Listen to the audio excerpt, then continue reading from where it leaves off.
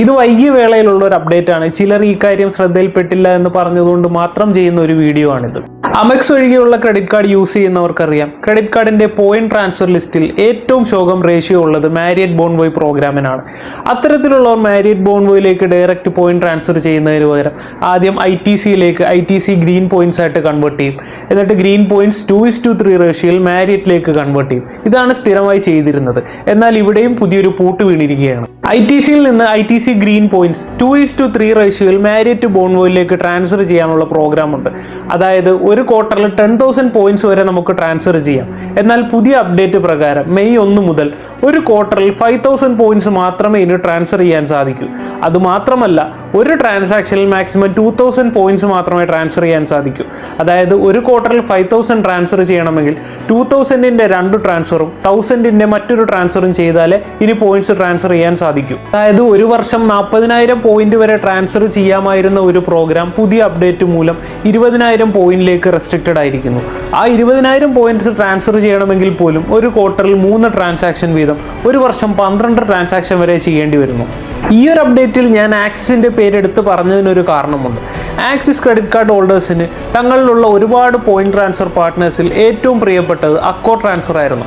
കാരണം എഡ്ജ് മൈൽസിന് ഏറ്റവും കൂടുതൽ വാല്യൂ കിട്ടുക അക്കോറിലേക്ക് ട്രാൻസ്ഫർ ചെയ്യുമ്പോഴാണ്.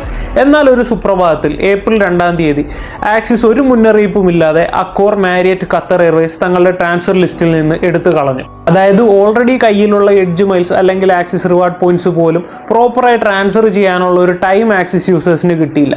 പിന്നീട് അവർക്ക് മുമ്പിൽ പ്രോപ്പറായി യൂസ് ചെയ്യാവുന്ന 2 ഓപ്ഷനുകളാണ് ഉണ്ടായിരുന്നത്. ആ സമയത്താണ് എയർ ഇന്ത്യ തങ്ങളുടെ അവാർഡ് ഫ്ലൈറ്റ്സിനുള്ള പോയിന്റ്സ് ഏകദേശം 10-20% റെഡ്യൂസ് ചെയ്തത്. So Edge Miles to Air India നല്ലൊരു ഓപ്ഷൻ ആയിരുന്നു. പിന്നീട് ഉണ്ടായിരുന്നത് ഹോട്ടൽ ട്രാൻസ്ഫറുകളിൽ എഡ്ജ് മൈൽസ് ITCയിലേക്ക് ട്രാൻസ്ഫർ ചെയ്ത് ITCയിൽ നിന്ന് മാരിയറ്റിലേക്ക് ട്രാൻസ്ഫർ ചെയ്യുക എന്നൊരു ഓപ്ഷനാണ്. അതാണ് ഇപ്പോൾ ഈ അപ്ഡേറ്റിലൂടെ വെള്ളത്തിലായിരിക്കുന്നത്. ഇനി ഇതിന്റെ ഇമ്പാക്റ്റ് ഒന്ന് നോക്കിയാൽ കൊച്ചിയിലെ കാര്യം തന്നെ എടുക്കാം.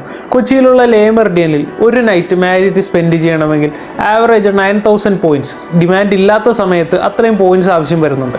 അത് എടപ്പള്ളി മാരിയറ്റിലേക്ക് മാറിയാലോ ഏകദേശം 12-13K പോയിന്റ്സ് ആവശ്യം വരുന്നുണ്ട്. അതായത് ITCയിൽ നിന്ന് മാരിയറ്റിലേക്ക് ഒരു വർഷം ട്രാൻസ്ഫർ ചെയ്യാവുന്ന 20,000 പോയിന്റ്സ് കൊണ്ട് മാരിയറ്റിൽ 2 പ്രോപ്പർ നൈറ്റ് പോലും അഡ്ജസ്റ്റ് ചെയ്യുക വളരെ ടഫ് ചോയ്സായി മാറിയിരിക്കുന്നു. സോ ഈ ഒരു അപ്ഡേറ്റോടുകൂടി വലിയ പോയിന്റ് ട്രാൻസ്ഫറുകൾ റെസ്ട്രിക്റ്റഡ് ആവുന്നുണ്ട്. നമ്മുടെ റിഡംഷൻ ചോയ്സുകളിൽ നമ്മൾ കൂടുതൽ കെയർ ചെയ്യേണ്ടി വരുന്നു. മൾട്ടിപ്പിൾ ട്രാൻസാക്ഷൻസ് വലിയ ഇൻകൺവീനിയൻസ് ആയി മാറുകയും ചെയ്യുന്നുണ്ട്. നോക്കുമ്പോൾ ഇതൊരു ചെറിയ ഡീവാലുവേഷൻ പോലെ തോന്നുമെങ്കിലും regularly ITC to Marriott point transfer ചെയ്യുന്നവർക്ക് ഒരു നോട്ടീസബിൾ ഇമ്പാക്റ്റ് തന്നെ ഇതുണ്ടാക്കുന്നുണ്ട്. ഹോട്ടൽ സ്റ്റേസ് ആണ് നിങ്ങളുടെ റിവാർഡ് ചോയ്സ് എങ്കിൽ ഈ ഒരു റെസ്ട്രിക്ഷനെ ഓവർകം ചെയ്യാനായി അമെക്സ് പ്ലാറ്റിനം ട്രാവൽ അല്ലെങ്കിൽ HDFCയുടെ മാരിയറ്റ് ബോൺവോയ് തുടങ്ങിയ കാർഡുകളൊക്കെ യൂസ് ചെയ്യാവുന്നതാണ്. കൂടുതൽ അപ്ഡേറ്റുകൾക്ക് ചാനൽ ഫോളോ ചെയ്യുക. It's credit and investment simplified.